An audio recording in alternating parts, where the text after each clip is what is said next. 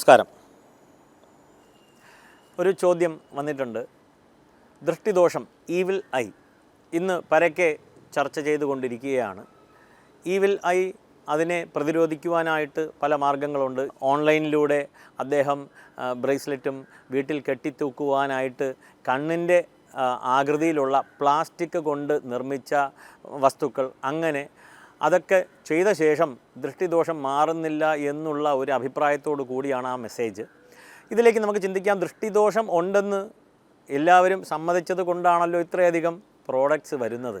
ഇല്ലെങ്കിൽ ആ ദൃഷ്ടിദോഷം എന്നുള്ള വിശ്വാസത്തെ മുതലെടുക്കുക എന്നുള്ള ഒരു വെർഷനും നമുക്ക് കേൾക്കുവാൻ സാധിക്കും. എന്തു തന്നെയായാലും ശരി, അനുഭവസ്ഥർക്കറിയാം ദൃഷ്ടിദോഷം എന്ത് എന്നുള്ളത്. ശാസ്ത്രങ്ങളിൽ പറഞ്ഞിട്ടുണ്ടോ? തീർച്ചയായിട്ടും പറഞ്ഞിട്ടുണ്ട് ദൃഷ്ടിദോഷം. ജ്യോതിശാസ്ത്രം അതിനെ എങ്ങനെ കാണുന്നു, ജ്യോതിഷം എങ്ങനെ കാണുന്നു? തീർച്ചയായിട്ടും ഒരു പ്രശ്നം വെച്ച് കഴിഞ്ഞാൽ നാം ദൃഷ്ടിബാധ ചിന്തിക്കുന്നുണ്ട്. കൺദൃഷ്ടി തന്നെയാണ്. അതിന് യൂണിറ്റൈസ് ചെയ്യാൻ സാധിക്കില്ല. ഇത്ര കിലോയുണ്ട്, ഇത്ര ലിറ്റർ ഉണ്ട്, ഇത്ര മീറ്റർ ഉണ്ട് എന്ന് യൂണിറ്റൈസ് ചെയ്യാൻ സാധിക്കില്ല. ദൃഷ്ടിദോഷം നമുക്ക് മനസ്സിലാക്കുവാൻ സാധിക്കും. പരമ്പരാഗതമായിട്ട് തന്നെ ഈ ദൃഷ്ടിദോഷം എങ്ങനെ പ്രതിരോധിക്കണം എന്നുള്ളതാണ്. കാരണം എല്ലാവരുടെ മനസ്സും ചിന്തയും നോക്കുന്ന വിധവും എല്ലാം ഒരുപോലെ അല്ലല്ലോ. അങ്ങനെ വരുമ്പോഴാണ് ആൾക്കാർ ചിന്തിച്ചത്, മേ ബി ഇദ്ദേഹത്തിൻ്റെ ദൃഷ്ടി നമ്മളിലേക്ക് വരികയാണെന്ന് ചിന്തിച്ചപ്പോൾ അതിനെ എങ്ങനെ ദൃഷ്ടി മാറ്റാം, ദൃഷ്ടി എന്നുള്ളത് നോക്കുക എന്നുള്ളതായി. അങ്ങനെ പല കൃഷിസ്ഥലങ്ങളിലെല്ലാം നമുക്ക് കാണുവാനിടയാകും. ഒരു കലത്തിൽ എന്തെങ്കിലും വരച്ച് വെച്ച ശേഷം നമ്മുടെ ദൃഷ്ടിയെ പെട്ടെന്ന് ഒന്ന് മാറ്റുക എന്നുള്ള അർത്ഥത്തിൽ അവിടെ കോലം പോലെ ഒന്ന് വെക്കാറുണ്ട്. ആ കോലം തന്നെ പലതിനായിട്ട് നാം ഉപയോഗിക്കാം. പക്ഷികളൊന്നും വന്ന് അവിടെ വരാതിരിക്കുവാൻ വേണ്ടിയിട്ടുള്ള കോലവുമായിട്ടും നമുക്കതിനെ കാണുവാൻ സാധിക്കും.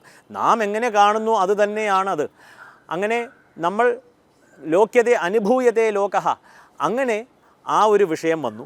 വീടുകളിൽ നോക്കുകയാണെങ്കിൽ നല്ല ഒരു മനോഹരമായ വീട്, ആ വീട്ടിൻ്റെ മുന്നിൽ കള്ളിച്ചെടി തൂക്കിയിടുകയാണ്. പെട്ടെന്ന് നോക്കുമ്പോൾ ഇത്രയും മനോഹരമായ വീട്ടിൻ്റെ മുന്നിൽ ഒരു കള്ളിച്ചെടി ഉണ്ടല്ലോ എന്ന് അങ്ങോട്ട് പോവുകയാണ് നമ്മുടെ മനസ്സ് അല്ലെങ്കിൽ കണ്ണ്. അങ്ങനെ ദൃഷ്ടിദോഷത്തിനുള്ള പരമ്പരാഗതമായിട്ടുള്ള രീതിയിൽ നിന്ന് ഇന്ന് ഓൺലൈനിൽ ഒരുപാട് സാധനങ്ങൾ ലഭ്യമാണ്. അത് ശരിയാണോ തെറ്റാണോ എന്ന് പറയാൻ എനിക്ക് അധികാരമില്ല. കാരണം അത് റിസർച്ച് ചെയ്ത് കണ്ടുപിടിക്കേണ്ട ഒരു വസ്തുതയാണ്. കാരണം അത് പ്ലാസ്റ്റിക്കാണ്. പ്ലാസ്റ്റിക്കിന് അങ്ങനെയൊക്കെ കഴിവുണ്ടോ? എല്ലാം പ്ലാസ്റ്റിക്കാണ്. പ്ലാസ്റ്റിക്കും എന്തെങ്കിലും ഒരു മറ്റ് ഘടകങ്ങളും ചേർത്ത് ഒരു വസ്തുവായി ലഭിക്കുകയാണ്. ഇന്ന് നാം കാണുന്ന വസ്തുക്കളിൽ ഏറെയും പ്ലാസ്റ്റിക്കാണ്. ഇന്ന് സനാതനധർമ്മത്തിൽ ഒരു വിഗ്രഹത്തെ ഉറപ്പിക്കുവാനായിട്ട് അഷ്ടബന്ധം അതൊക്കെ മാറിക്കൊണ്ടിരിക്കുകയാണ് ഫോറിനിൽ. കാരണം അറിയത്തില്ല, ഈ വിഗ്രഹം ഉറപ്പിക്കുവാൻ വേണ്ടിയല്ലേ, എന്നാൽ പിന്നെ സിമൻ്റ് ആയിക്കോട്ടെ എന്ന് മലേഷ്യ, സിംഗപ്പൂർ ഭാഗങ്ങളിൽ തീർച്ചയായിട്ടും അവിടെ നടന്നു വരുന്നുണ്ട്. അറിയുന്നില്ല എങ്ങനെ. നമുക്ക് സാധാരണ ജനങ്ങൾക്ക് ആ വിഗ്രഹം മാത്രം കണ്ടാൽ മതി. അതിന് അടുത്ത ലെവലിൽ പഠിച്ച വ്യക്തിക്ക് ചെന്ന് നോക്കുമ്പോൾ അവിടെ സിമൻറ്റ് കൊണ്ട് അഷ്ടബന്ധം ഉറപ്പിച്ചിരിക്കുകയാണ്. അപ്പോൾ എന്നിങ്ങനെ ഒരുപാട് സ്ഥലത്ത് ഇങ്ങനെ മാറ്റം വരുന്നു. അറിവ് കുറഞ്ഞുകൊണ്ടിരിക്കുകയാണ്. പരമ്പരാഗതമായി കുറേ കാര്യങ്ങൾ ചെയ്തു വന്നിരുന്നു. അതിൽ നാം ശ്രദ്ധിക്കുകയാണെങ്കിൽ കൊച്ചുകുട്ടികൾ കൺമഷി കവിളിൽ തൊടുകയാണ്. കാരണം അതിൽ ഒരു ഭംഗം വരുത്തുകയാണ് നമ്മുടെ ദൃഷ്ടി ദോഷം തട്ടാതിരിക്കുവാനായിട്ട്. വീടുകളിൽ നോക്കിയാൽ അതുപോലെ തന്നെ പല തരത്തിലുള്ള ഈ കോലം പോലെയുള്ള സാധനങ്ങൾ നമ്മുടെ ദൃഷ്ടിയെ മാറ്റുവാനായിട്ട് ഉപയോഗിക്കുന്നു. നമ്മുടെ ഓറയിലുള്ള ഈ ദൃഷ്ടിദോഷം, ദൃഷ്ടിബാധ എങ്ങനെ മാറ്റാം എന്നുള്ളത് ഈ വറ്റൽ മുളക് കൊണ്ട് ഉഴിഞ്ഞിടുക എന്നുള്ള ഒരു കാശ് ചെലവില്ലാത്ത പരിപാടിയാണ്. അത്യധികം ഹൈലി എഫക്റ്റീവായിട്ടുള്ള ഒരു പരിപാടിയാണ്. ഏവരും ചെയ്തു നോക്കുക.